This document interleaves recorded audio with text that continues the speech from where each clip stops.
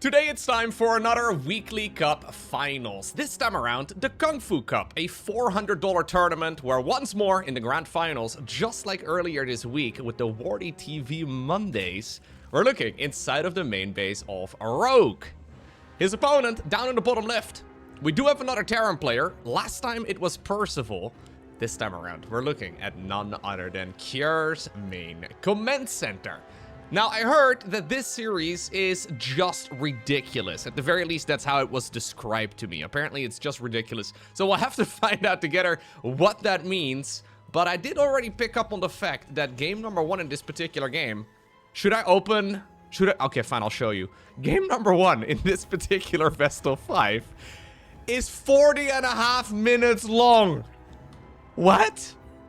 40.5 minutes? Look, I've seen one game on Washout that went that long. That was a game between Cyril and Percival where there was like one final engagement. You may remember that right around over here when both players are fully mined out and there was not a single mineral up for grabs anymore. Are we headed in that direction once again? Is that what we're going to be doing in this particular game as well? All right. Well, that's all I know. We'll find out. Obviously, though, that does mean that, well, after playing a game as long as this one, I'm also expecting that the rest of this finals is going to be a bit of a mess. That's usually what happens whenever we begin with a big macro game, because the players, well, they are human, right? It only, it doesn't take that much for somebody to run out of energy, and playing big macro games to start off a series is certainly one way to use up all of it. For now, though, nothing all too weird. Not really expecting anything too crazy. To be fair, the last few times that I have seen Kjør play Terran versus Zerg, he has been very happy building a command center, and then building another command center, and then building another 3 command centers, and then when he's got like 7 of them, he makes like another 8, and then when he's got into 50, he goes for up to about 25 command centers. This is the polar opposite, by the way, of what I believe the intention on the latest patch was. So the idea, right, when they reduce the command center cost, at the very least I think that's what the idea was, is that it's going to leave you with more resources available in the early game to make army. So your command center is 100 minerals cheaper, therefore you can make an extra Hellion, or you can make an extra 2 Marines. Or it means that every 4th command center is free. Now that seems to be how especially the Korean Terrans are interpreting 5.0.16 so far. They're basically saying, yo, don't mind if I do. Cheaper command centers, that means I can make more of them. They've always liked the idea of making like 25. It's just difficult to pull off. Right now, it does seem to be a bit easier, especially also because with the new patch 2, they reduced the amount of gas for each individual Vespian gas geyser. And while obviously that doesn't mean you run out of gas, nice little drone snipe over there, it doesn't mean you run out of gas early, but it does give you relatively more minerals to play with in a long macro game. So less Vespian in total, cheaper command centers, similar amount of minerals as we've always had. Yeah, you end up in a spot where you can really just build a lot of structures. Let's see though. Rogue is somebody who does not shy away from playing the late game. So that's one of the things that I feel like always sets Rogue apart. Rogue is somebody that really shines at any stage in the game. I don't really remember Rogue having any perceivable weakness at any stage in the game in like the last decade. He's always been exceptionally strong. Maybe not as crisp and clean as someone like, for example, Cyril. Cyril is extremely methodical. Cyril, for example, would never be losing a drone right here to the Reaper. That's extremely rare, at least. I'm sure it happens as well, but yeah, for Rogue, sometimes that sort of thing can just happen, right? A little mistake. Everybody can make those. But across the board, Rogue really is an incredible macro man. Now, Kjør is not even gonna go Marines in this game, it seems. So he is hiding a 2nd factory together with a 3rd inside of the main base. So this is a full Terran mech opener. There's 1 Marine available, so it's been a Reaper into Marine. Okay, 2nd Marine also is now apparently out, but he's gonna be able to gun down the OVs for scouting purposes. But other than that, I don't believe we're gonna be seeing a whole lot of anti-air for the foreseeable future. So if, for example, Rogue does open up with quick mutas, that can be something that works out quite nicely. Alternative choice, though, here for Kjør is to go into full Cyclones. Cyclones are pretty good against mutas, but rarely the ideal choice. Yeah, we are actually gonna go into that. Okay, so Terran mech has not really been that popular lately. It's gonna be nice to see whether or not it is indeed viable yet again on the new patch. All right, Command Center 3 will be going down to the low ground. The main tell that Rogue is likely gonna have about this Terran mech situation is when he sees more than 8 Hellions. So right now he has seen 6, although he may assume, no, now he knows. He may assume that the pack that he just saw at home was these 3 Hellions over here, but since they just went across, yeah, it's pretty apparent, and I think he also just now saw a Cyclone. It's pretty apparent that we have indeed got a little bit of a mech from our Terran. So he may not have seen Hellion 7 and 8 just yet, but he did see that the factory was still producing, and I believe he also saw a Cyclone. So our Roach Warren got planted down together now with Burrow. Okay. Zergs generally have 2 ways in which they fight Terran mech. Either they shove with a gigantic army, and they try to stop it before it really gets out of control. That's option 1. Option 2 is to make a stupid amount of economy and really aim for the late game.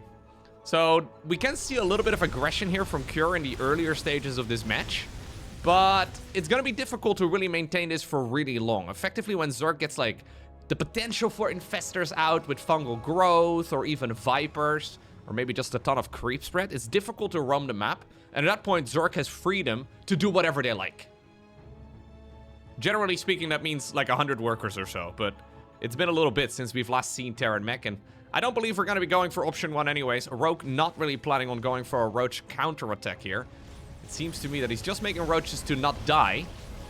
And I think he will be, yeah, aiming to just get a massive economy out. Let's see, though. Alternative choice would actually be Swarm Host. It would be kind of ironic because the last time that I casted a Rogue, he was going up, like I said, against Percival. That was earlier this week. And he played Swarm Host then. Then the most recent series that I casted, featuring Zerg, was Serral going up against Special. Serral ended up going Swarm Host in that particular game too. I wouldn't be surprised, honestly, to see Rogue going Swarm Host in this game as well. That would be very interesting, because I feel like Swarm Hosts are like the most underused unit in modern StarCraft 2, but then we may have 3 series where we have it back to back to back. We'll find out. There's a lot of potential here, a lot of opportunities for both players. All right, second armory coming up. Cure is immediately going to go for the attack research. You usually don't do this if you plan on going Mass Cyclone, as apparently I did miss a little engagement here. Yeah, a bunch of the Hellions did end up dying. The Cyclones did slither away. Generally speaking, you only go for this particular upgrade if you plan on switching away from Cyclones. With Cyclone-based armies, you generally optimize for armor instead. So this should be, yeah, a siege tank transition pretty soon, and probably also a, yeah, potential Thor switch up. We can even go into like an extra starport or 2. Only time will tell. All right, indeed, Infestors are going to be coming up together with a Hive. Baneling Nest as well here for Rogue. So he could go Ravagerling Bane with Infestors for support. So effectively a Glass Cannon army where you hope for a lucky fungal growth and then you immediately counterattack. I do always find it kind of ironic how Terran players make this many Hellions and then don't get the Blue Flame upgrade until much later. We've already lost quite a few of them. The Blue Flame research is not that expensive. We're gonna likely be making Hellions here for the foreseeable future. Alright, so 4th Command Center flies down towards the low ground. 5th Command Center already coming up. That one will probably go to the left. Scanning the main base right now does reveal that it's indeed a Hive. Spire added into the mix as well here for Rogue. I think this is mostly just as a safety precaution, as we even now have a Raven coming up. Okay. Raven, Blue Flame. Yeah, it seems that we almost have reached like a gentleman's agreement here, that we are skipping most of the early game, pretty much all of the mid game, and we're going straight towards the late game. Isn't it ironic how the new patch was supposed to slow the game down? Remember that? The reason we reduced to an 8-worker start was to slow the game down. We're not even 10 minutes in, man, and like, well, more than half of the map's bases are already taken. Pro gamers, always ready to ruin it for all of us. We're gonna be seeing 3 additional command centers now. We do have a engineering bay, but I think that's really just for things like building armor, missile turrets, planetary fortresses, that sort of thing. Really just building them as a, not for any sort of bio upgrades, I don't think. Could go into Ghost as well, honestly. Ghost mech would also be an opportunity, but not really sure if that's something Terran players will go for, because again, this is not a style we see that often at the pro level. Ultra Cavern together with a Great Aspire, but it looks like at this point, Rogue has had enough. He's maxed out Microbial Shroud to try and help out against the Planetary Fortress. Banelings are not really getting the connections they're aiming for, but apparently, yeah, Rogue is already willing to just throw whatever it takes at any base that Terran has. That was extremely expensive for Zerg. I ended up getting decent value here in the end, I suppose, but if you keep this up, especially the Banelings, it's just gonna cost you so much over the course of a game. New command center, though, is gonna be replacing the old one. Hellions here, not gonna achieve that much. There's already spine crawlers set up. Yeah. And obviously, well, Terrans are generally gonna be able to replace those. We have triple Evo chamber even. Look at this, man. This is extremely greedy. Okay. Anti-armor missile there onto the infestors. Some of the roaches as well. And then Microbial Shroud used onto the planetary. It's... what happened to StarCraft over like the last few months, man? Anti-armor missile and Terran versus Zerg? And then Microbial Shroud as well? Those are probably the two least used spells for both Terran and Zerg. And now they seem to be so commonplace. Brute Lord's coming up right now inside of the main base here for Rogue. Honestly, I wouldn't be surprised if he adds on a secondary Spire, just to get those Brute Lord upgrades going as well, although he really doesn't have that much of a gas bank at the moment. It seems that Rogue is effectively just trying to do a little bit of everything. Difficult right now, though, for Cure to really decide how you want to make an army, right? Because against roaches, against a ground-based army, you really do want to have siege tanks, but that's about the last thing you really want against Brute Lords. Against Brute Lords, you prefer having... okay, some nice fungal growths here, some decent corrosive balls as well, but against Brute Lords, you generally speaking want to have Thors out. Is he saving them up? Oh yeah, I think he did save them up for a little while. 5 command centers on the production tab, by the way. Oh, man. The command center situation has gotten out of hand. I'm surprised that they never actually... like, win-loss-wise, it's been fine for Zerg versus Terran, but man, has the command center situation been wild. Alright, Fusion Core coming up right now, but the Brute Lords have arrived. Let's see. At this point, there's not a lot of anti-air available for Cure. 6 Vikings is not bad. Anti-armor missile as well onto the Brutes. That will take them... yeah, we'll have them take more damage from any incoming source.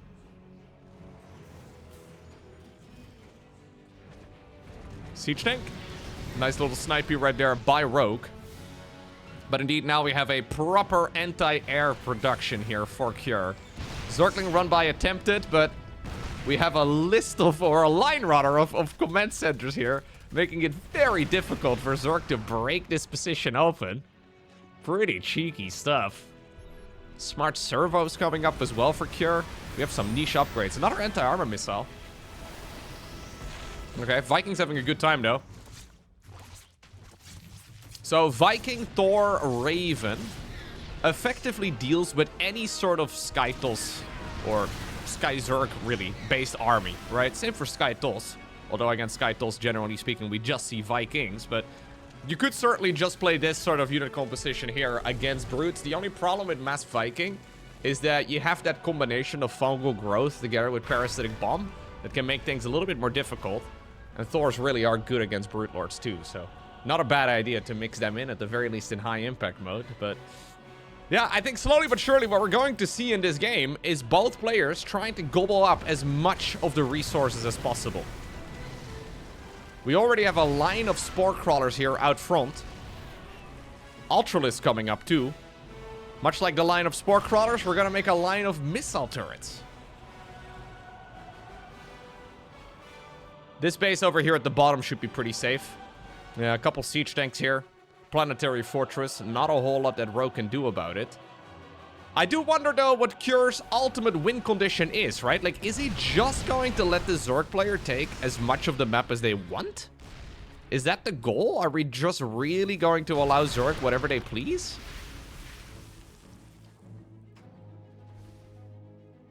This massive turtling style is crazy, though. So Ghost Academy added into the mix right now together with additional barracks. Yeah. So Cure is going to make the transition towards Ghost Mech as well. We have a secondary engineering base, so we can start researching those bio upgrades too. Microbial Shroud down over here to save against these Ultras. I don't think there's quite enough, though. Cyclones, Thors, all having a good time. Medevac regen as well. It's kind of ironic to be seeing Medevac regen in a game like this. Nice little bit of splash damage dealt there by the siege tank. Looks like we have a neural parasite as well. Yeah, and this is the type of game where both players would massively benefit from being cyborgs and being able to, like, grow a third arm. Because really, this becomes a battle all about trying to control the most complex unit compositions, where the margin for error is absolutely minuscule. You clump up a unit, you're overextended with another unit like this. You are just gonna see your Vikings get abducted. He's stutter-stepping the Vikings while killing a bunch more Vikings, whilst then killing his opponent's Vikings with... Okay. Right, so it's little plays like that that are definitely fine for the time being because both players are rich. But it's the type of micro battle that you have to keep up for quite literally like a half hour plus. It's so easy for things to go horribly wrong. Ultra's going in, nibbling away at a couple units at a time.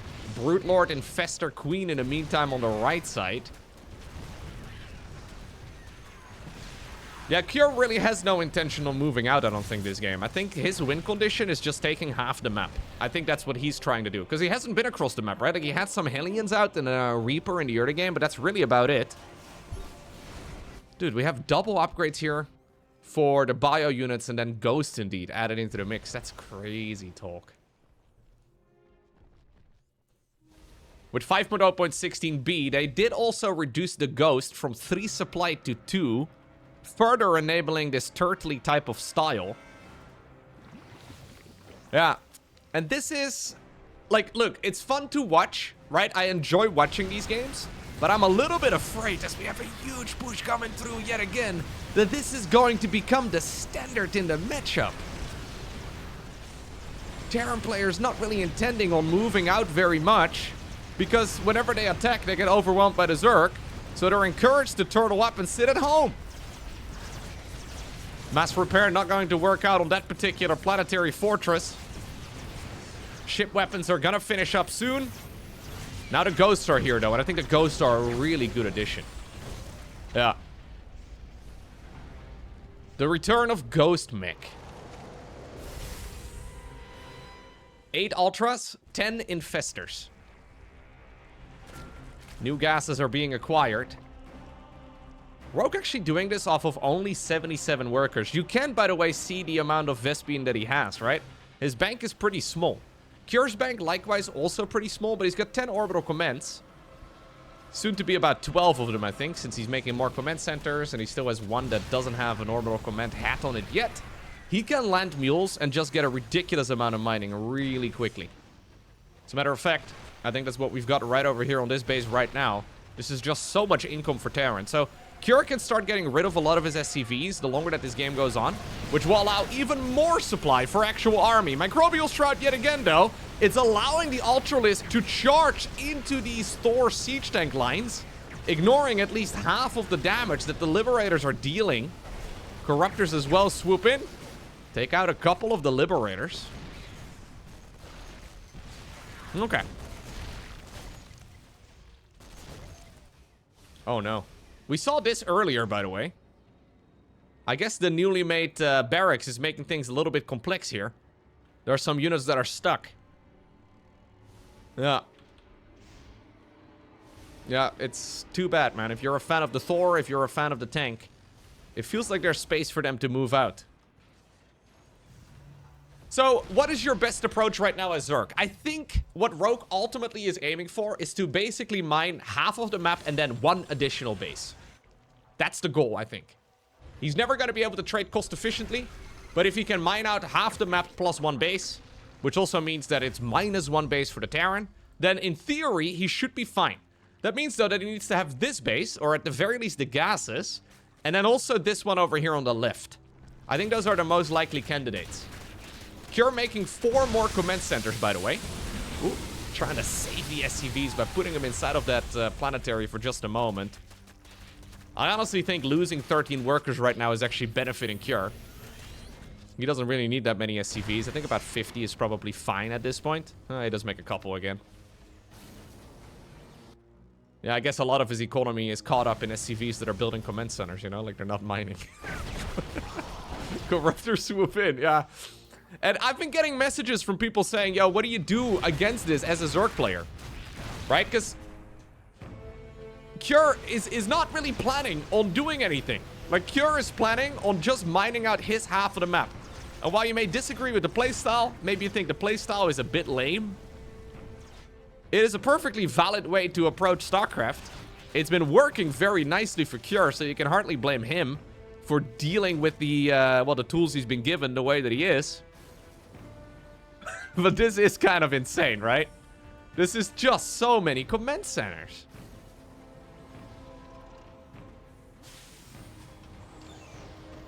Regardless of the outcome on this particular game, because this may very well be a rogue win, I don't know. But regardless of the outcome, I think from like a balance point of view, reducing the cost of orbital commands is one of the dumbest changes I have ever seen. Massive fungal growth over here, though, but the ghosts do manage to get the job done. Neural parasites as well onto some of the Thors. Ultimately, though, the neural parasites are going to wear off. Okay. Ultras did not quite clear all of this out. Okay. Yeah, good cleanup there for Cure in the end, honestly.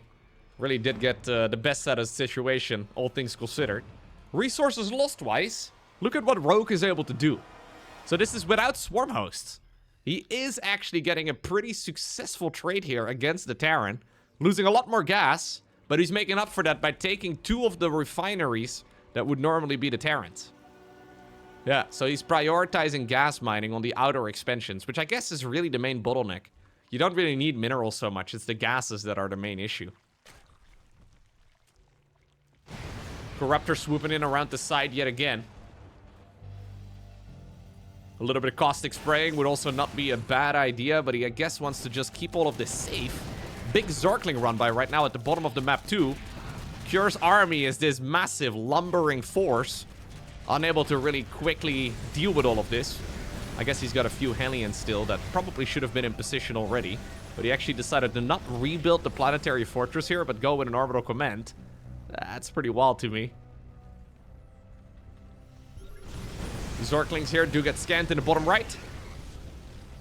And I think the drones indeed will have to evacuate on out of here. So, compared to a few days ago, it seems that Rogue has given up on a couple things. First off, he has given up, at least against Terran Mech, playing swarm hosts. And then secondly, he's also not bothering making any sort of Microbial Shroud, man. It's crazy.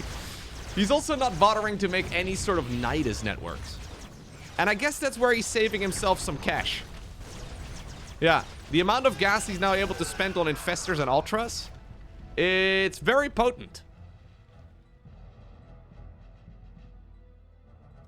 Additional Overlords are now needed. So can you believe that we are only about halfway through game number 1 right now? Oh, man.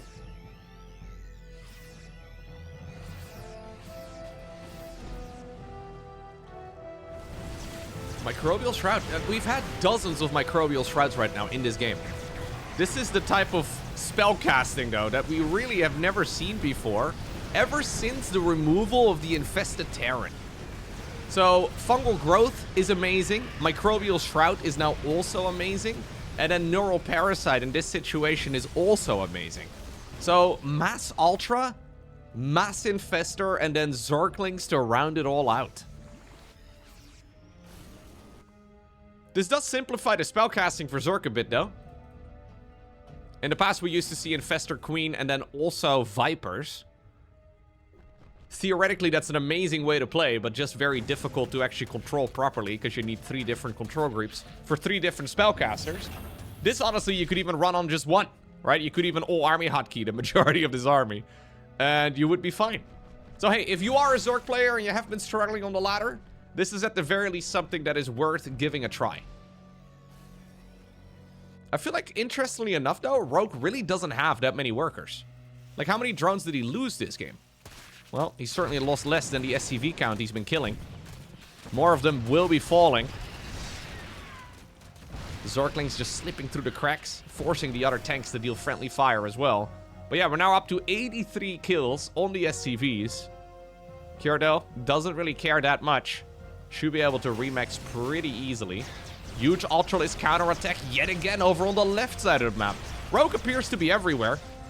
He's effectively just darting back and forth, seeing where the Terran is vulnerable, seeing where the Terran's army is located, and then attacking wherever it is not.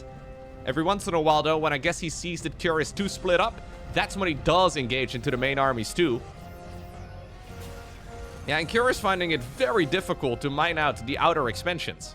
Drones once more moving through the right side of the map. Liberators are dealt with Corruptors for the most part. I feel like this is a losing strategy for Kyr.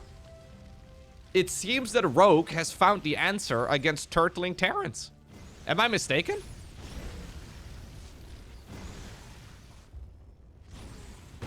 Zergling run by yet again. I mean, this game is far from over.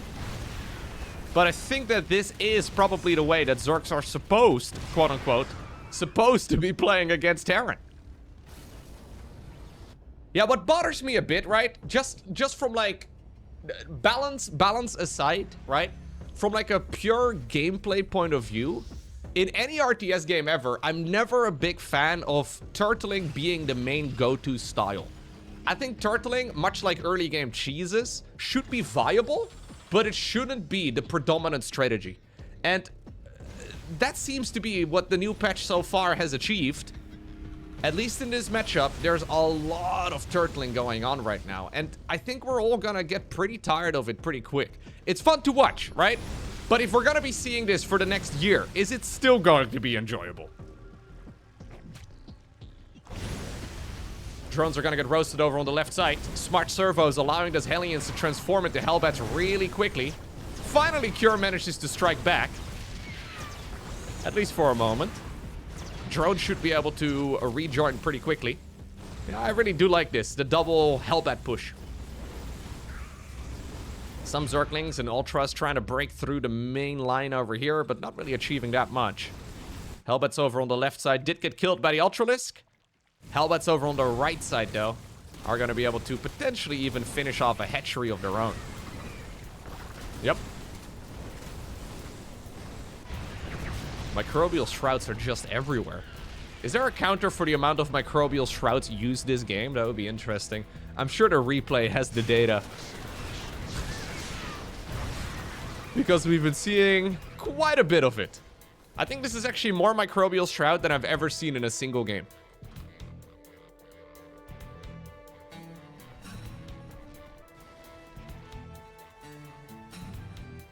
What is kind of ironic is that Microbial Shroud was buffed, yes.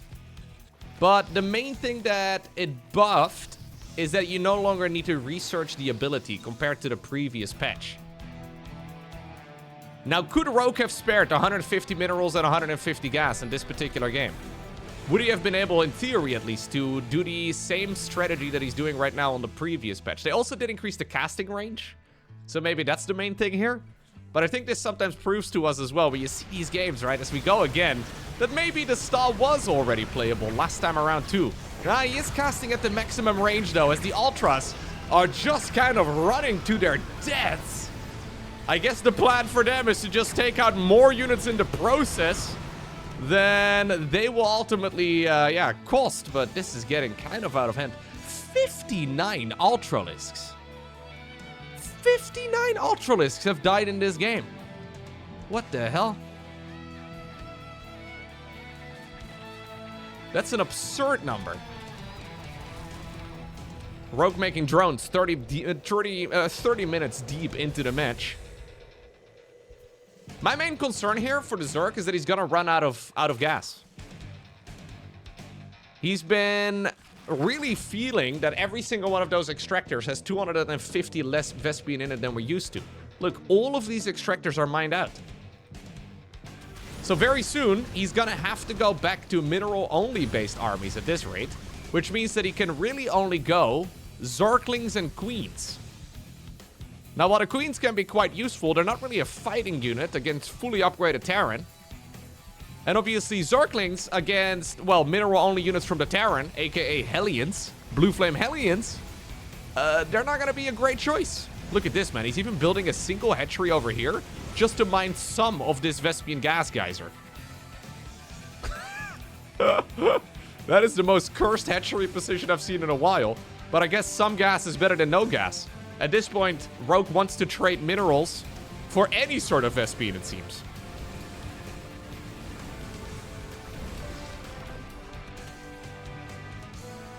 There's really only this right over here. Cura's done an excellent job securing this expansion on the far right of the map. This was the base that previously was mined by the Zerg player. Honestly, I think Banelings are a mistake now. They're too expensive. 25 gas per Bane. He can't afford it. Likewise, Cure has a similar issue, though.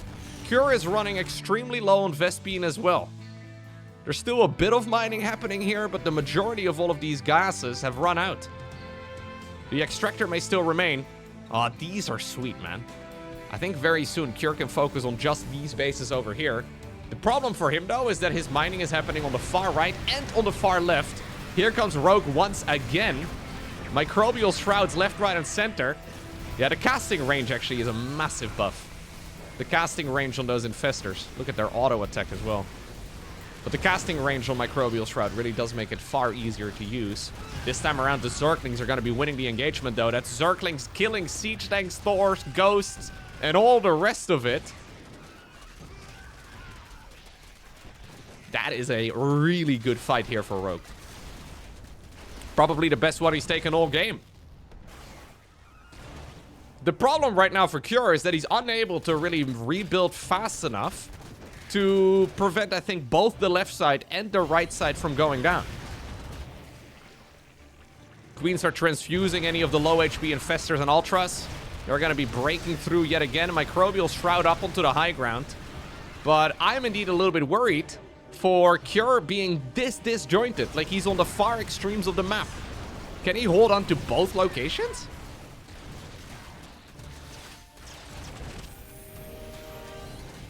Keep in mind that we can see the amount of money that both of the players have in the bank. Cure and Rogue have to make educated guesses.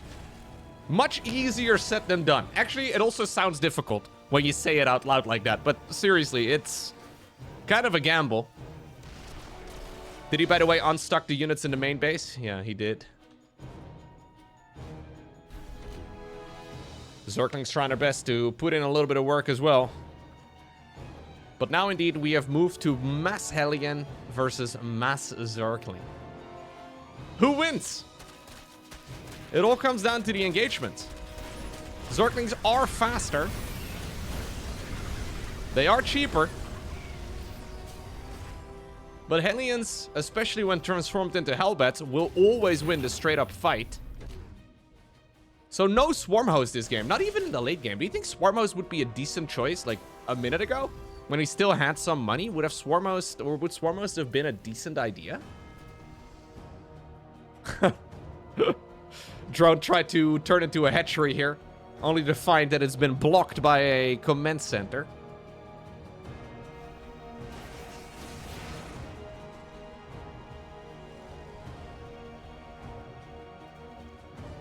Only 5 ghosts remain.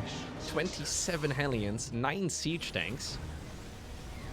Yeah, I feel like if you have like 12 infestors out, or sorry, 12 infestors, if you have 12 Swarmhost out right now, that would be pretty hard.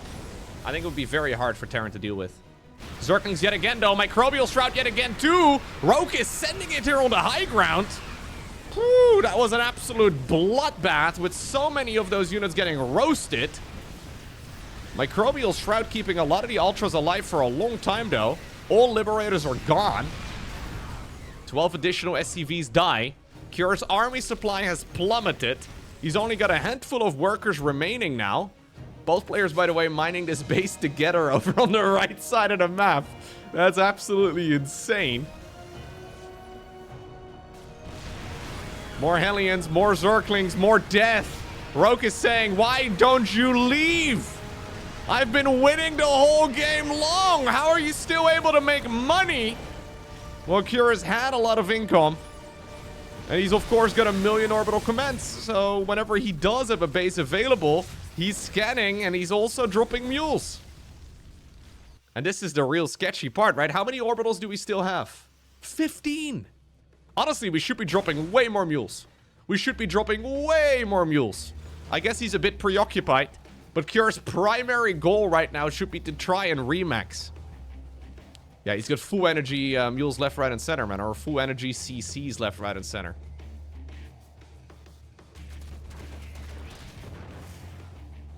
These drones are really bringing in a bit of money. Zerglings yet again being used. Oh, we are going to be fighting for absolute scraps very soon. In theory, though, if Cure can have an additional base on the left, I think life is pretty good for him. But now that the command center has been forced to lift off, Rogue is going to attempt to see if he can force the split on Cure's army. How in the world is Cure going to be able to split like 20 units? I don't think you can really do that. I think you're basically going to be losing both sides of the map at that point. So if that's the case, Cure may very well have to give up on this expansion here on the right. And while these Hellbats are still going to get some value, I'm a little bit afraid for Terran giving up this particular expansion. Because at that point, assuming Rogue mines it out, he's going to achieve the goal that he set out to, right? That's going to be half of the map taken plus one additional base. Yeah, I don't think Cure can afford it. I don't think Cure can afford splitting up his army. He's only sending in the Hellions. Fungal growth? Ooh, he was thinking about it. Good preemptive splits, though. Ultras will have a great time. Zerglings don't really want to commit too hard. Yeah, and this is not good enough here for Cure. All Rogue really cares about is getting this base up and running and primarily get the Vespene gas going. The minerals will come in soon enough. And I think that's exactly what he's got now. But Cure does have this base over here on the left. Yeah, and I think that's also what he's basically coming to terms with. One big problem, I guess, is that he didn't fully mine out this one, although... I say that. There's barely any minerals remaining still. Now the Zerglings are going to be nibbling a little bit closer to the Terran's home. Hellions are forced out yet again. Liberators are being bought. There's only one Ultra. Difficult to decide, though, here. Like, what units do you really want to have here as Cure? You know your opponent has got a bunch of Infestors. Cyclone Hellion, probably not ideal. This is kind of when you want to switch back to Marine Marauder, right? But you don't have any of the Marine Marauder upgrades. Not in this particular game. So can you even really make that call? I don't think so. Marine Marauder, though, would be the correct call. But yeah, Terran Mech doesn't have that go-to early game unit composition. So instead, this is what we're dealing with. And this does mean that Cure is mostly leaving this base fully exposed. He wants to get a snipe on this expansion. Look at Rogue, though.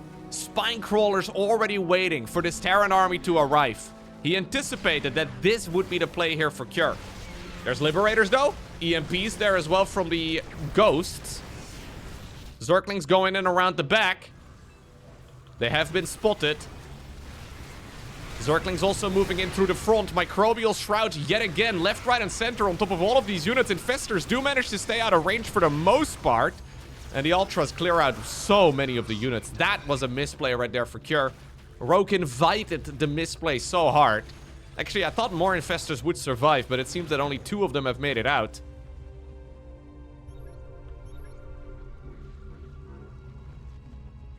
Both of the players still desperately trying to hold on to their final bases.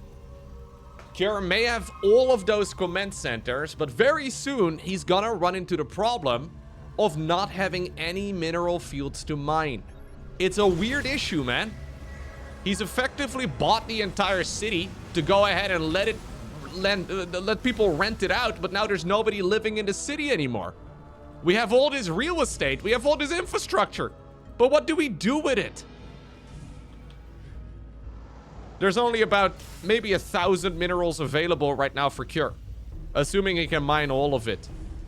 No more Vespian, I don't think, at all, other than these 2 refineries here. Actually, that's still a good amount. But what do you build now? Yeah, I think this is, for all intents and purposes, the final attack here for Cure. Rogue has shown us exactly how to deal with turtle late-game Terran. Even the SCVs get pulled right now. If Rogue can defend this, it's game over. Let's see. Microbial Shroud yet again. All over this Terran army. We have a bunch of infestors. They're far out of reach right now. Corruptors will take down the Liberator up in the air. And the Ultras, together with the Zerglings and the Banelings, take care of all of those Terran units. And I believe that that means that game number 1 goes in favor of a Rogue. So Rogue effectively has simplified his strategy, right? It's like he thought to himself, okay, I run out of resources in the late game if I do end up playing fancy tricks earlier on in the game. Early on, you feel like you're rich and you're never gonna run out of money, but I guess you gotta play with the end in mind. If you play the early late game, I guess that's what we can call it. If you play like minute 10 through minute 35, acting like you're never gonna run out of Vespian gas and you're just throwing Nidus worms and all the rest of it all over the place, you do Baneling run-bys onto planetaries left, right, and center, you will likely run out of cash. So you gotta play, effectively since like minute 10, I think is what Rogue did, you gotta play with the end in mind. Now, of course, the patch is still pretty new. Only time will tell. I think there was quite a bit of room for improvement as well on Cure's end. And that is the main thing that does have me a little bit concerned, right? Like, yes, that game ended up in favor of the Zerg player, and the Turtle play did not quite work out favorably. So if you don't like super passive games, I mean, the ending was spectacular, of course, but if you don't enjoy the strategy of sitting back and never attacking very much as a viewer, yeah, I guess that outcome works out for you. But I also think there's still a lot of room for improvement for Cure as well. His transition towards Ghosts kind of seemed to came out of nowhere. I think he could have been a lot more focused on some aggression of his own as well. He, for example, got Medevac buffs, but he never actually did anything with them. We could have been doing Hellbat run-bys a lot earlier. We could have been doing Hellion drops. We could have been throwing around Terran nukes. We could have been doing Liberator harassment. There's a lot of things that effectively turn even a passive strategy into a far more active one where you have to play the map more rather than just be a punching bag. So I think there's more room for improvement there on the Terran's end of the map too. Another large map, by the way. I've seen some big turtle games on Eternity's Edge as well. So this is another map where it could certainly come down to the final resources. Rogue going back to his beloved 6 Zergling strategy here. Used to be something that the Koreans did all the time against early game Reapers.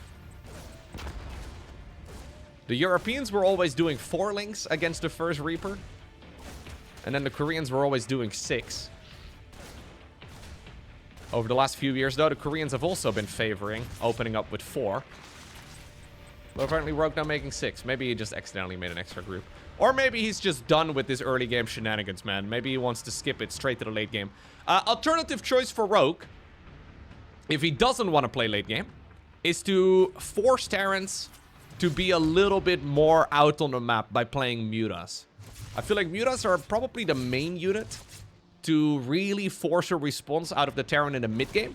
So if you really hate playing against passive turtle Terrans, maybe learning how to play Mutaling Bane is a good strat. A lot of Zerglings being made right now, though, here for Rogue. He's actually making a ridiculous amount of links at this stage in the game. He doesn't have any gas mining. He's just making Zerglings. I think he's done playing late game. I don't think he wants to play late game anymore. Yeah, he's showing only a few links here and there. But right now, Terran's gonna be in the dark. He will be able to kill this... Oh, never mind. Could have probably caught it still. Doesn't know about the Hellions, though. In reality, though, these links are mostly just there to escort a much broader group, or a much larger group of links, rather, on the right side of the map. There is also that hatchery, though, and drones are coming up now. Double mech, by the way, again here inside of the main base for Cure. So he is going full Terran mech once more. After just playing a 40-minute banger, Cure is ready to play another one. Lots of Zerglings ready to be set up, though. Ready to go in for the surround. I mean, that's one way, right? To maybe prevent the game from going long if you're a Zerg as well. Try to shut it down before it lays eggs. Cyclone number 1 coming up. Lock-on ability for the Cyclones also added into the mix. I'm a little bit surprised we've had this many links. I don't think they're really achieving that much. I thought maybe you wanted to go for a big ling run-by or something along those lines. I think maybe that's still what we have, because there is an Overlord here just scouting out what's happening. At this point, Rogue has seen the amount of Hellions, so he should know that this is indeed going to be another big Terran mech game. Zerglings? Zerglings going in. Zerglings going in. Cure sleeping on the job. Wait a second, Cure. Cure, raise the depots, please. Or step on them. Yeah. Honestly, this crisis management here from Cure is still good enough. Yeah. He may have lost a handful of Hellions, but that was a big investment by the Zerg as well. Primarily for the amount of lost time. So, that was 24 Zerglings. That could have been like 12 drones. And they were effectively doing nothing for several minutes there. So it's mostly the lost opportunity, I guess. Opportunity cost is a big deal in StarCraft, but now he knows for a fact that indeed this is going to be Terran mech once again. So Roach Warren added into the mix. Evo Chamber added into the mix as well. It looks like we are ready to dance. Now, can Cure punish this, right? So, Zerg deliberately almost put themselves behind. Is this something that Cure can now capitalize on? He's going for a really fast Factory 4 and 5. Honestly, this is looking like a scary army. He's also got much faster Blue Flame this time around, which I think is smart. Because what in the world is Zerg gonna make? It's either gonna be Roaches, or it's gonna be, well, Zerglings, right? And you can roast both of those pretty easily. Yep, with both of these upgrades. Inferno Pre-Igniter finishing up. Lock-on ability of the Cyclones has already been improved. I think Cure is going to be able to punish the Zerg here. You made a lot of Zerglings early on. Didn't really work out in your favor. Forced the GG. Sanctuary 3. Also game number 3. Zuflucht 3. It's a beautiful map. I don't know why it has the number 3 in it, though. Or, I've heard somebody else describe this as Sanctuary Short Barcode. Considering there's a lot of barcodes players in StarCraft 2 that either have, like, lowercase L's or uppercase I's. Right? This is, like, the most common type of username you'll come across on the ladder. It could technically be that. But unlikely. Unlikely. Hey, it's a double Rex opener. I think. Usually Cure does only do this when he goes for a double Rex start, which means that he's not going to be playing Terran mech. It could also mean that he goes barracks into factory over here and then 2 additional factories in the main base. But I think this is going to be a double Rex. Barracks number 1. Barracks number 2. Yo, SCV, we got to go to the low ground right about right now. Oh yeah, he's going to be sending this one. So yeah, this is a double Rex start. That's already an additional barracks than he made in the previous games. I guess in game number 1, he did add on additional ghost production really deep into the game, I guess. But that wasn't really, part of the earlier aggression. I don't think you can really afford making 2 barracks early on and then not play bio on the back of it. Hatchery into pool right here for Rogue. He'll probably be happy, seeing that this is not going to be another one of those really long games. We'll see, though. Obviously, you can still play a Turtle Terran style with Terran Bio as well, right? It's certainly an option. But it seems that Cure has been liking the Terran mech approach a little bit better. So how many Reapers do you make? Generally, the answer is 2 to 5. 3 being the most common one. The follow-up is definitely going to be command centers. So we'll probably have at least one. Very likely, though, two. Rogue's gonna see this right now. And I'm assuming, yeah, he's a little bit late here on the gas mining. He could have started up the Vespine gas mining a little bit sooner. I'm assuming he will not be able to really hold this until Metabolic Boost is done. And that's an upgrade that's 100 gas. It'll be a little bit until he has the resources to really fire it up. So, now he's got it. There we go. Is he gonna leave the drones in gas? Ah. That's curious. Normally, it's only the low-level Zergs that don't pull out. It's a sign of a low-level player. But Rogue is a preview... Oh. Is a late pull-out. What are we gonna do with 52 gas? Now we have to pay child support for the rest of the game, Rogue. What are we gonna do with this? Honestly, 52 gas is pretty terrible. I feel like at this point, you just kind of fake it. I feel like as a Zerg player right now, you leave one drone in gas, so you pretend that you meant to not, you know... This is technically fine, but it does hurt me a little bit.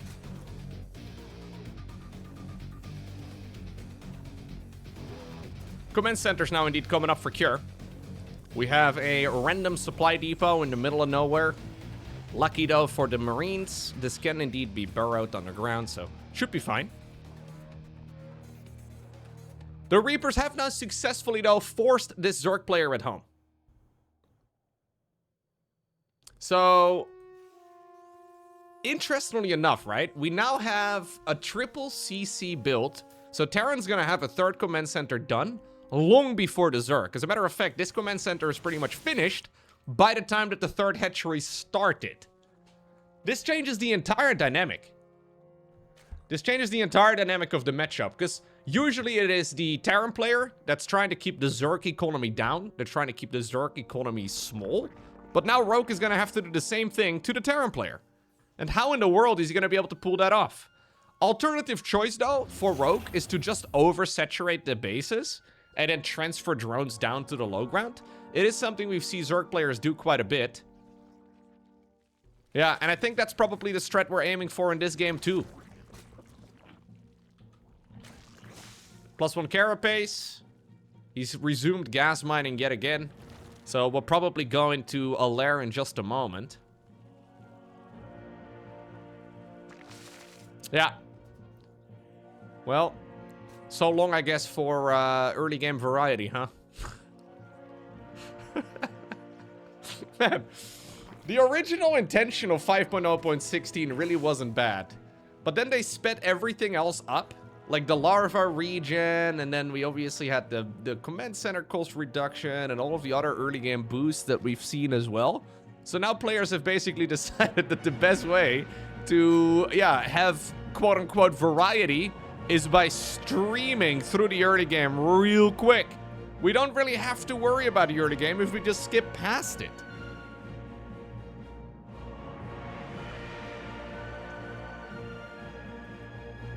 Yeah. I think the game is fine as it is, but the new patch has missed the mark. I don't know if Blizzard still is paying attention to the game. I could give them some suggestions, but yeah, they're not listening to anything, huh? It is what it is. It's a little bit unlucky though. Quite frustrating actually at times, but here we go. Big attack coming in for Cure. Stimpack, Combat Shields, Medivacs, and then the early game Reapers. So far, he hasn't lost anything. Interestingly enough, also Rogue has lost very little. I don't think you can really do that much, though, here as the Terran player. We already have Carapace finishing, and if that research is done, this is the type of attack that does absolutely poorly. You really don't want to... I was going to say it does absolutely nothing, but that's not true. But it won't really do very well. If you could get a snipe on the fourth hatch, that would be huge, but right now, Ground Carapace level 1 is finished. And I think that means Zerg can easily engage this. So, yeah, a couple of slow banelings as well, not bad. Centrifugal hooks is going to be done pretty soon.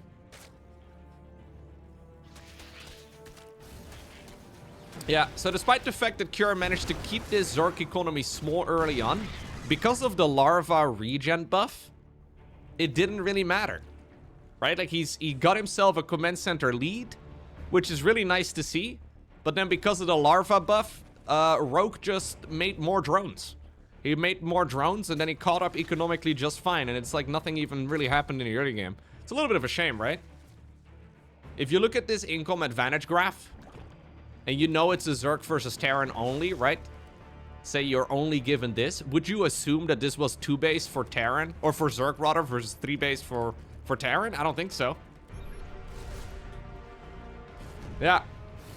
And all of these little things, they do miss the mark.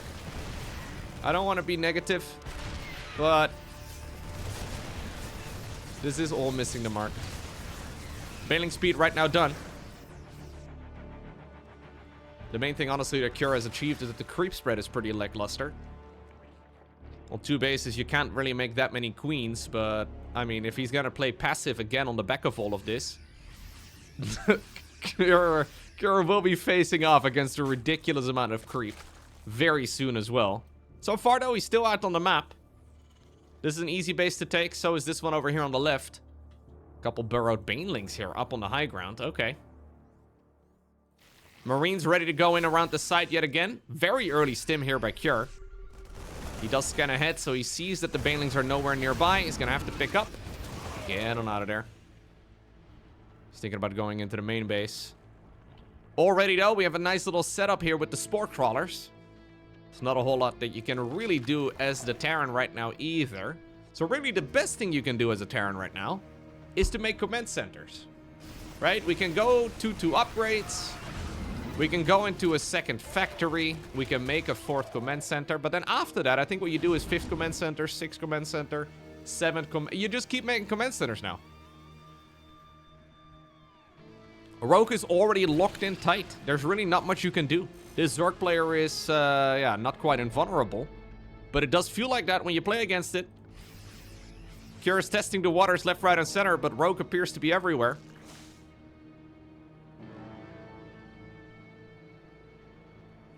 Ultra Cavern now inside of the main base. Medivacs still moving around. Don't sleep! Don't sleep! Woo! That was close. Medivacs over here as well. Nice burrow. 18 kills. I don't think you can really do that much as a counterattack either, though, here as the Zerg. But we have Adrenal Glands coming up. Ultra Cavern in the mix again. +2, +3. I think new hatcheries can be built pretty quickly, too. I'm guessing these guys are going to burrow. Yep. So we have burrowed Banes all over the map now. Very annoying for Terran to be wandering around. Burrowed Banes also kind of force a lot more passive styles, because once one of those Baneling connections hits, effectively the entire map is lava for Cure. Command center upgrade. So now he sees, okay, I've lost a bunch of units. What do you do now as the Terran player? He's thinking to himself, look, I wanted to play this game. I wanted to go out onto the map and see places, right? I want to go take a little holiday. Now the whole map is full of burrowed banelings. So what's the best thing you can do? Command centers. Command centers. Command centers. Get up to like 12 orbital commands so you can scan all day, every day. Remove the fog of war and effectively remove the threat of burrowed banes. This is now going to also give Rogue a lot of early freedom, though, in this later stage in the game, right? Like he can just start spreading the creep all over the map and get all of the bases going that he likes. More command centers added into the mix. Orbital commands are now indeed fired up. It's going to mine out the skinny mineral field over here. It looks like a clump of Marines and Marauders did die. But the age of those is going to be over real soon. The Widow Mines are putting in some work, though, and that's the one unit that we did miss in the first game. I wonder if maybe we can have a little bit more value out of those. Another massive Microbial Shroud. Widow Mines don't care about it. They deal spell damage, but this is still... Oh, so much damage done by the Zerg.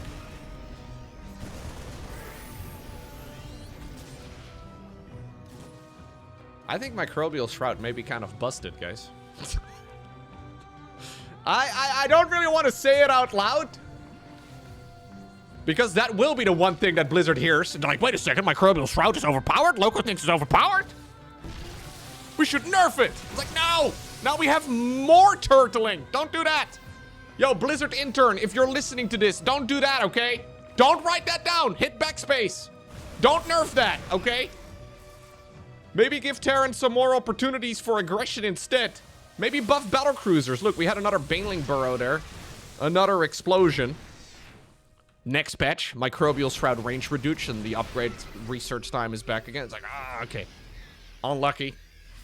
Unlucky. I ruined it for all. But I think in theory, at least, Microbial Shroud is indeed insanely good. What? That wasn't even close, buddy. All right, he corrected himself. I think Microbial Shroud, at least in theory right now, is incredibly good. We'll have to see how it works out in practice, but so far in the games where I've seen it being used aggressively, it does seem insanely powerful.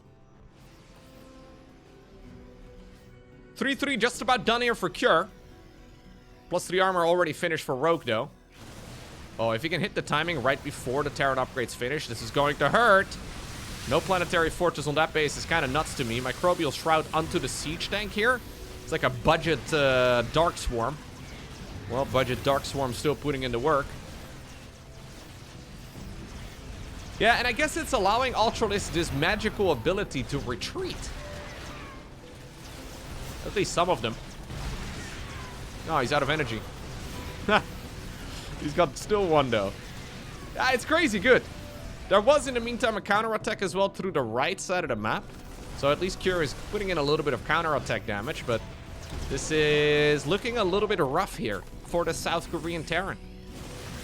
After the phenomenal early game start, right, being a full base up on a Zerg player, you really can't hope for much more as a Terran player, but the follow-ups here from Rogue have been extremely good. And now it kind of feels like we're hitting a brick wall. What do you do right now as Terran? Because I think what's going to happen is that Rogue is going to treat him like a punching bag. Rogue is going to remax 1,000,000 times. And he will just try to send in wave after wave after wave of Zerg. You need Liberators, I think. Like, you need Liberators, you need Widow Mines, you need units that can control space really well. So already Cure is actually very nicely pre-split. But if then you focus too hard on just being safe on these bases, Zerg will gobble up the entire map, and there's not really much you can do about that. It's a difficult deficit right now.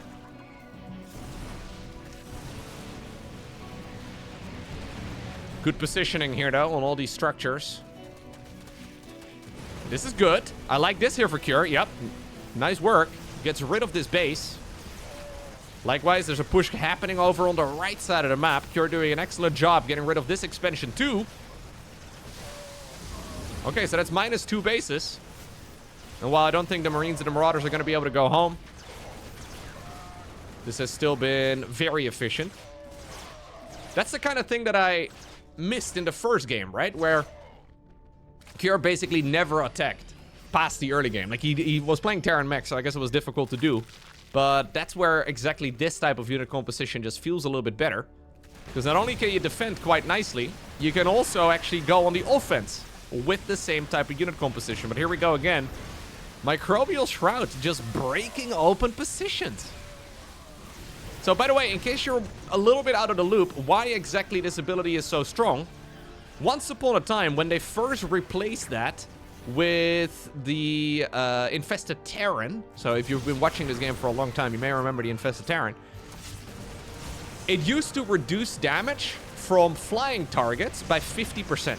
So the idea was, okay, the Infested Terran was really good against flying units, so now we have another ability that's pretty good against flying units too. Nobody used it. Then they changed it to basically also include ranged units. So now it reduces damage by ranged units as well as flying units by 50% for units that are fighting underneath the cloud. Zerg players still didn't use it because you had to research the ability, and it was just kind of difficult to get the Infestor within range. So this latest patch They removed the necessity to research the ability. They increased the casting range on the Infestor. And then they also gave the Infestor an auto attack. Effectively meaning that now, with all of those buffs combined, after like a solid 5 years of buffing, Microbial Shroud may very well be too good. And this is something that Blizzard has done many times, right? Where like a unit is overtuned, and then they triple nerf it. Or a unit is undertuned, and then they triple buff it. There are dozens of examples in StarCraft 2's history where that happens to be the case. And yeah, this seems to be the latest flavor of it. Here we go again, man. Microbial Shroud. Now we don't have energy. Oh no, we do have energy. He actually just prioritized fungal growth there on some of the units. Yeah, Rogue can rinse and repeat this for a long time to come. Now, what's really ironic, and I have seen this as well several times in StarCraft's history, is that if they now, since Zerg players are getting used to the ability, right? If they now revert all of the buffs that they've done in the most recent patch, there's actually still a really good probability that Zerg players will keep using it because now they're used to that ability. It's kind of ironic. Like, if you go back after the ability never being used, then you Giga buff it, the ability maybe gets used a little bit too much, right? I mean, we're not quite there yet, but I'm feeling like we're headed in that direction. That if you then revert all of the changes, or most of the changes, that the ability still proves to be extremely good, even in its older variant. Which is, yeah, just the irony of professional gaming, I guess. Sometimes you can convince yourself something's not good, when in reality, that may not be entirely true. Yeah, I think what we're seeing here in this game is Cure slowly dying. I don't see a way out of this. Microbial Shroud, baby. Here we go again. He's creating like a, almost like a creep highway, right? But then with the Dorito dust. GG gets cold. Cure has to leave this game. So far, Rogue appears to have an answer for everything that's Cure, yeah, that Cure is throwing his way. In game 2, he decided to make a lot of Zerglings, and, well, that didn't really work out all too well for him. I guess that's maybe the reason why we see Zerg players prioritize droning instead of making units. Because making units is just a safer, or making drones is just a safer call. If you make a lot of units, doesn't quite work out, you end up in a situation where you may have to GG out against a counterattack. So I don't think we're going to be seeing Rogue make that mistake yet again. Wouldn't mind seeing him go for some early game aggression, though. That's one of the really nice things about that double Rex opener. Even though I think, technically speaking, the double Rex build, the one that we saw Cure go for just now with the 3 Reaper opener, in theory, I think that build is weaker than a command center first or a barracks into command center. I think the success rate of it is smaller than those other builds. Just mixing it in is also making it kind of impossible for Zerg to go for early game aggression. Because if Rogue wanted to go for like a big Roach all-in or something along those lines, just keeping in the back of his mind that Cure likes going double Rex from time to time, you may just end up with a build order loss. So sometimes I guess having variety in the early game can also reduce variety. Yeah, think about that for a little bit. The duality of video games. So what ends up happening is that the safest approach is usually the macro approach.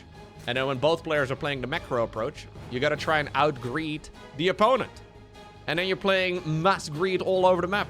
Then you're playing really quick 3-hatch, really quick triple command center.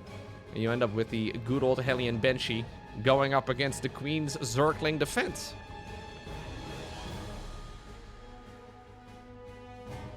Drone number 3 will be going into the gas here momentarily. Reaper into Marine. We should see a factory in a moment on the back of this barracks. If I were to make a guess, I think we're going to see Cure go for good old mech. The bio game, yeah, it seemed promising initially, but Rogue just seemed to have a very easy answer. Really, if you're not Clem, kind of feels like we're in that department right now, man. If you're not Clem, it seems extremely hard to get bio to work. At least against the top dog Zergs, right? And that is something here to keep in mind. Even though Cure is one of the very best Terran players that we've ever had in StarCraft 2, Rogue has been a step ahead as far as success goes. Cure never quite making it, I would say, to like the absolute upper echelons of StarCraft 2, whereas Rogue has been playing there for a very long time. So that could be another reason, right? Why some of these strategies just barely don't work out is because Rogue is just across the board maybe a little bit better. Starport. So it's a 1-1-1 opener here. It's a 1-1-1 opener on 2 gases before a third command center. So you can still go third command center and into additional mech. But I think we're likely going to see a third command center after this and then bio. Usually that's the follow-up. You go into infantry here. I think you could probably play mech, to be honest. Quick lair here, though, for Rogue. And that's one of the tricky things. There is no third hatchery here for Cure. He's been scouting for it. He wants to attack it. Soon there's going to be one on the left side. He wants to see whether or not there's a lair inside of the main base. But I think right now, when there's smoke, there's fire. He hasn't seen a third base at all. He's only going to find it right about right now. And this is a clear indication that Zerg has been going for some sort of 2-base shenanigans. More often than not, this should be a spire. Are we going to build it? He wants to. Well, you know what?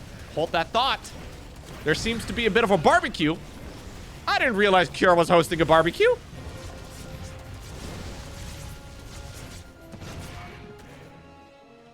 Grill to drone. It's gotta be kind of nice. Until you think that, you know, if you compare the size of a drone to the size of a marine, these are like a truck. Like, they're like the size of a truck. Let's just say you can feed a family for a week. Maybe more. With one little drone barbecue. Let alone a whole mineral line. This is 7 of them going down. If he could see the spire. He does see the spire. That's nice. Oh my god, he's actually putting in so much work. Keep in mind, though, that this is a straight 1-1-1 here for Terran, so no third command center. And even though he's killing so many workers here, this is kind of the necessity. This is nice, though, here for Cure, of course. A lot of positive momentum, but look at this. Only just now is when the third CC gets added on.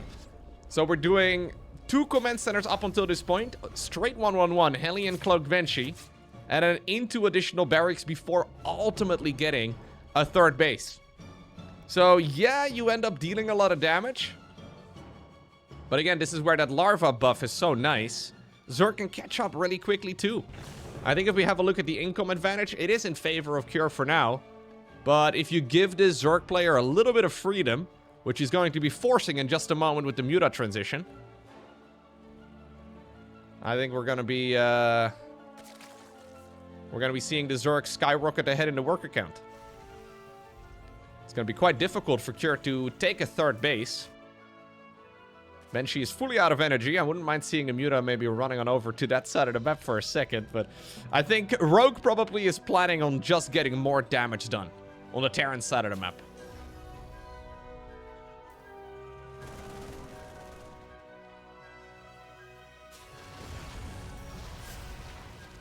Yeah. So far, though, good control against the Mutas. And Rogue is just going to have to also attack a third base now. Because Cure does not care. Cure is immediately gonna go and take the third. I think it's the smart play, but it's also a little bit risky. Suddenly you have another angle that you have to be defending from. Banshee going back around. Missile turret is really important here. I wouldn't even mind seeing like an extra missile turret right over here. Just for zoning purposes. I was wondering why the +1 attack was trailing behind. But that's why. Contamination from the Overseer, slowing down the research on that upgrade a little bit. And now Rogue is catching up in the work account and then some. Good early game here, though, for Cure. Good early game, but it did require 17 worker kills. Whew.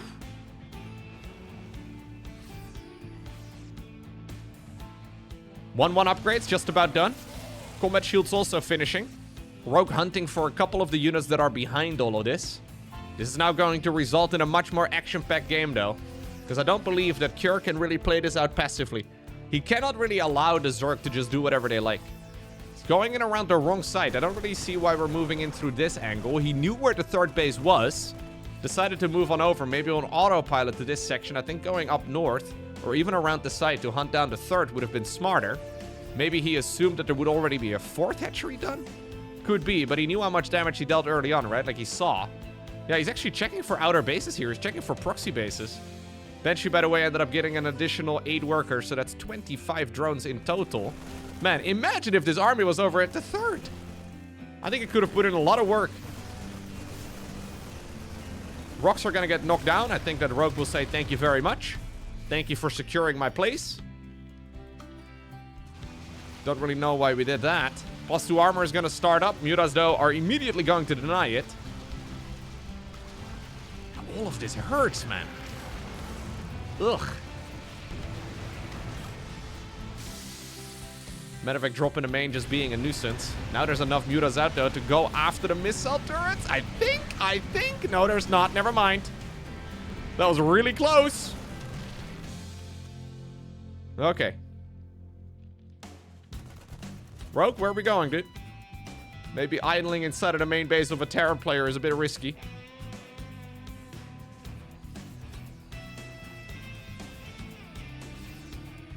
Finally, we're thinking about a fourth hatch. Yeah, Rogue is in trouble, right? So Rogue has lost so many workers. That's the main problem. He's lost so many workers, and he's playing a unit composition that massively benefits from having a lot of economy. This is the type of unit composition you want to be trading constantly with. Good Widowmine. Nice split as well, though. Fourth command center is going to get denied. Way too exposed. Cure needs to be careful that he does not let this type of advantage slip through his fingers. I think he does not quite realize. Oh, man. The amount of damage that he did earlier on. Like, he's playing this as if he only killed, like, 6 workers. In reality, he killed, like, 18 and then another 7.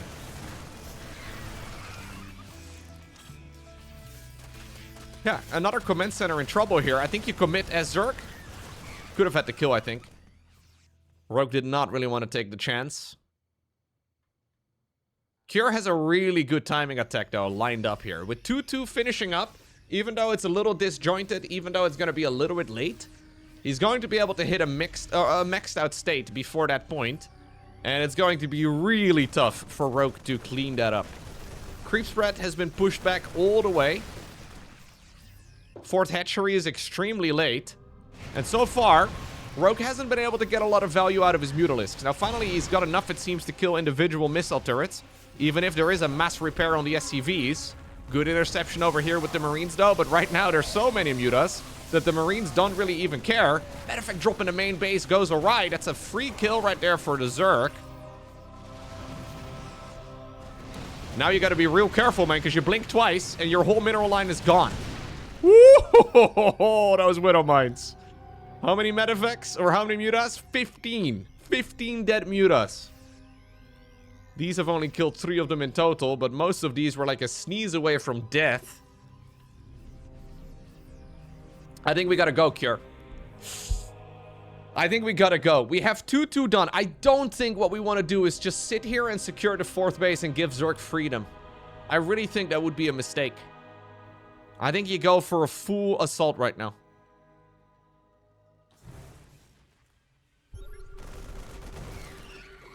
We gotta go! We gotta go! Dude, we're so far ahead upgrades-wise. We had such a big army lead as well. Oh, no. I think Cure is just gonna sit here and take a small advantage and then lean on it. This is now giving Cure, though... I think it's a mistake. Rogue can now effectively do whatever he likes. Rogue can now effectively sit here and just deal with, like, a couple medevac drops at a time. But this is gonna give the Zerg a lot of freedom. There's banelings, again, burrowed in multiple locations. And like I said in the previous cast, in the previous game, when assuming you have burrowed banes all over the map, the best thing you can do as a Terran is just make 1,000,000 command centers, and that's gonna slow the game down massively. For the cost of 100 minerals, 100 gas, you can activate Burrowed Baneling PTSD on Terrans, which will make them play incredibly passively. He now basically feels the need to scan every step he takes.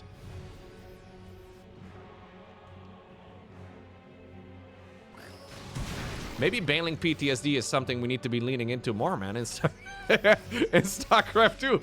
It's just 100 minerals and gas. I think we could have killed that one. Anyways.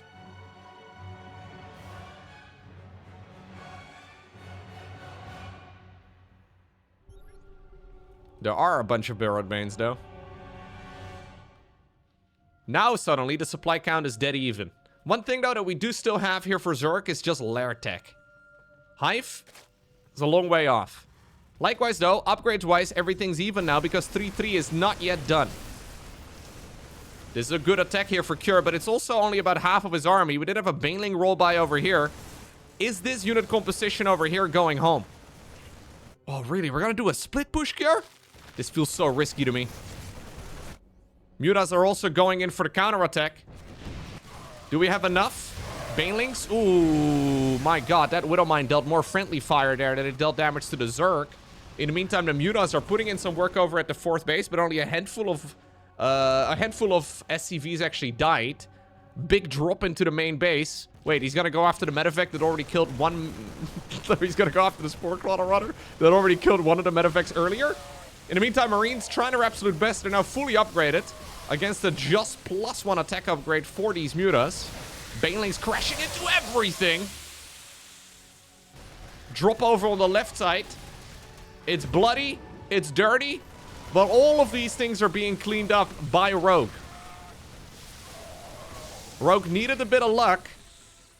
But I think that's exactly what he got. Still, though, an uncomfortable game here for the Zerg.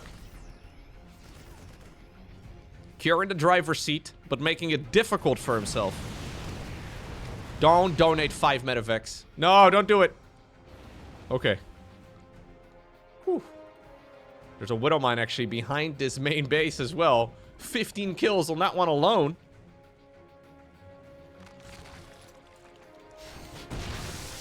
Oh. The splash damage of the Baneling took it out. I guess that's one way to deal with it. Plant a couple of the Banelings on its face.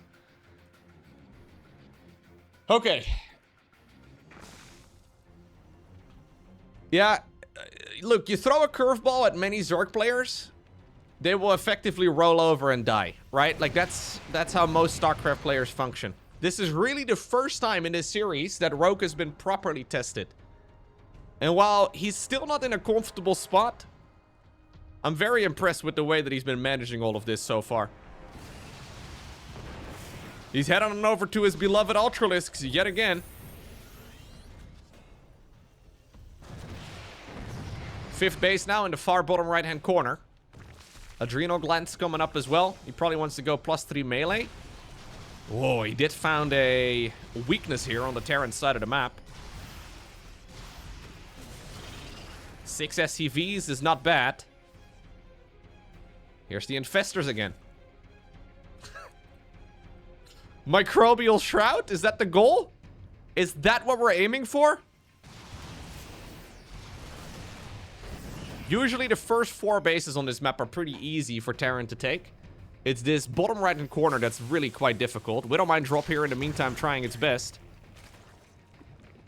These bases are very difficult for Terran to hold on to. Secure just getting one of those up is pretty sweet. Likewise as well in the mirrored location on the other end of the map. Yep, we see the same thing right now for Zerg. Usually it's easier though for the Zerg player. Widowmine's going in again. Muta's crashing in as well through the back. Medevacs decide to boost away, forgetting that they brought an army of Marines and Marauders. Game is starting to slip out of Cure's hands. He still has the supply advantage, and he's using a lot of that supply here on the right side of the map. Not quite killing the base over here, though.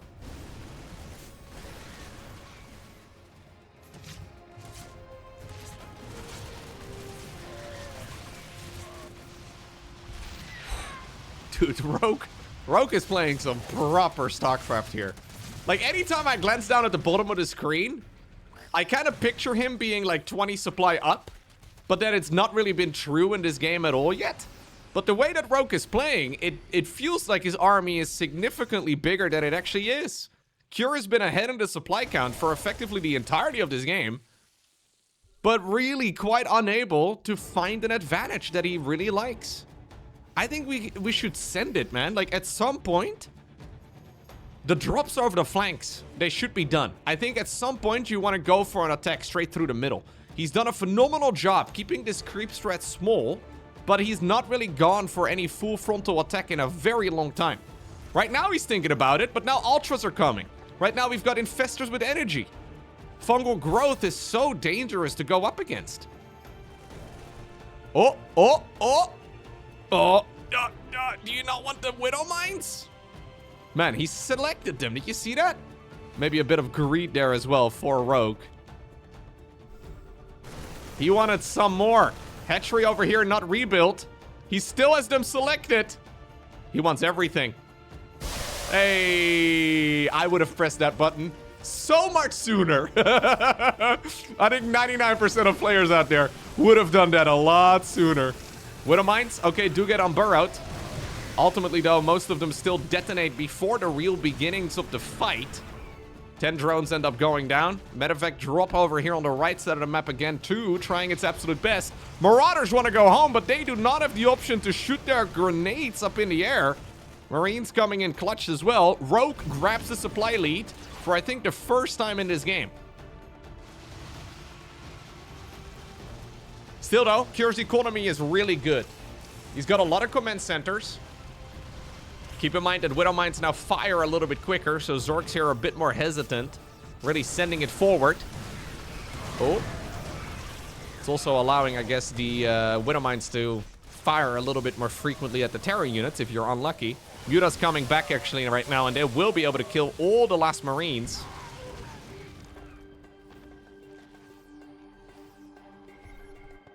Okay.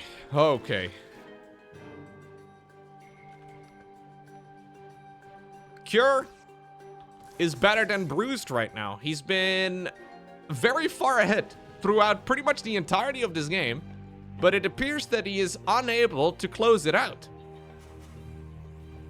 He's had the income advantage for a long time.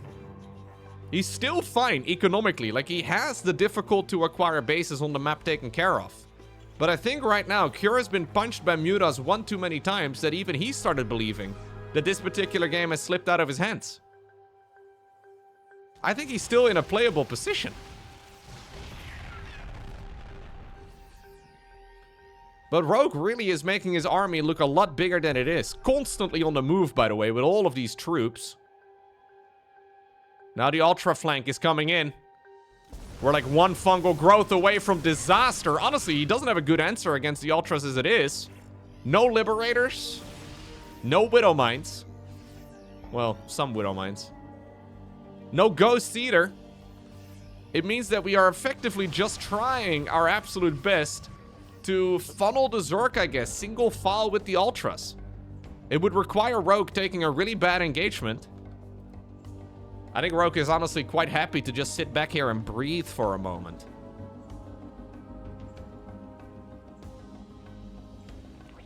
Creep is gonna move forward just a bit. Some burrowed Zerglings around the map. He's gonna knock down the rocks over here. Huh.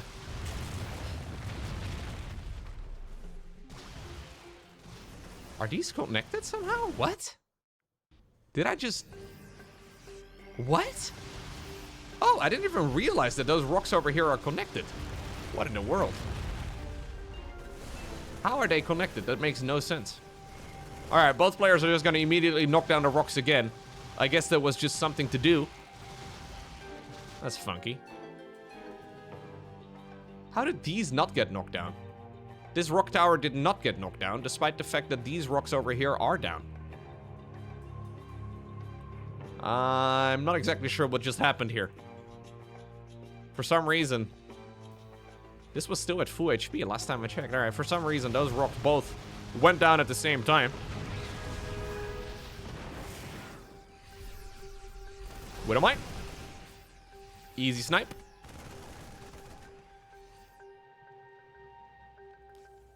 More command centers coming up.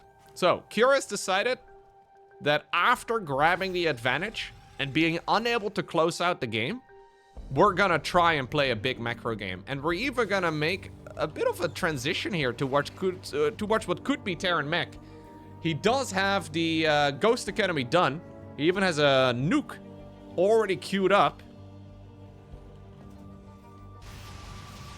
But I wonder if this is the right call against Rogue. It feels very risky to me.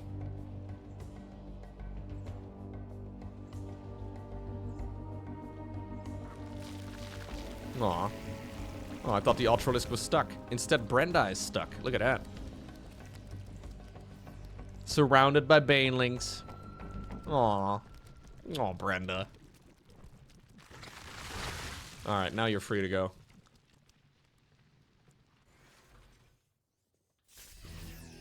So, a bit of a lull in this game.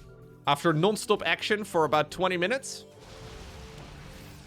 it seems that both players have decided to take a moment to breathe. Keep in mind that they've been playing this series for a while now. Not an easy match at all. And of course, this is the finals, meaning that they've already played probably a dozen games before this point. Ooh, Microbial Shroud gets thrown onto the planetary fortress. Here goes Rogue again. Then Rogue is a fan of the Microbial Shroud. Honestly, I think Microbial Shroud is broken, guys. I'm just gonna come out and say it. It's too good. I think it's too good.